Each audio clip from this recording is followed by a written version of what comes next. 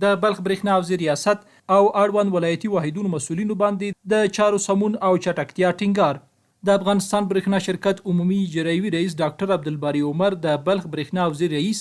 او د حوزې اړوند ولایتي واحدونو مسؤلینو سره د ویډیو کانفرنس له لارې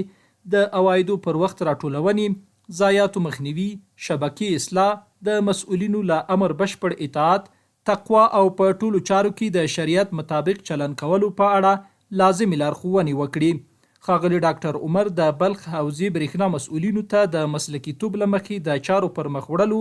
او د کارکوونکو کارکړنو بشپړې ارزونې له مخې د تشکیل پر روڼتیا ټینګار وکړو.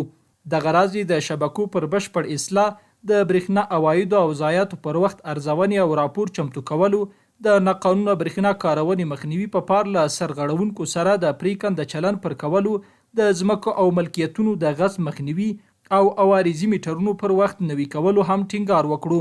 د بلخ حوزې ریاست اړوند د فاریاب، جوزجان، سرپل، سمنګان او اندخوی برېښنا مسؤلینو ته د افغانستان برېښنا شرکت عمومي اجرایوي رئیس پر ټولو پوروړو پیرودونکو باندې د پورونو پر وخت اداینې په اړه د ټینګار، اداري فساد او چارو کې د هر ډول ناغېړۍ پر مخنیوي او روڼتیا رامنځته کولو په اړه سپارښتنې وکړي. ویډیو کانفرنس کې د بلخ برېښنا حوزې مسؤلینو د چارو پرمختګونو او خدماتو په اړه معلومات ورکړل او خپل اړوند ستونزې او وړاندیزونه د افغانستان برېښنا شرکت عمومي اجرایوي رئیس سره شریک کړل.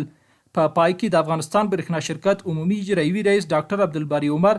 د بلخ برېښنا حوزې مسؤلینو ته د هغوی وړاندیزونو او ستونزو حل په تړاو د همکارۍ ډاډ ورکړو.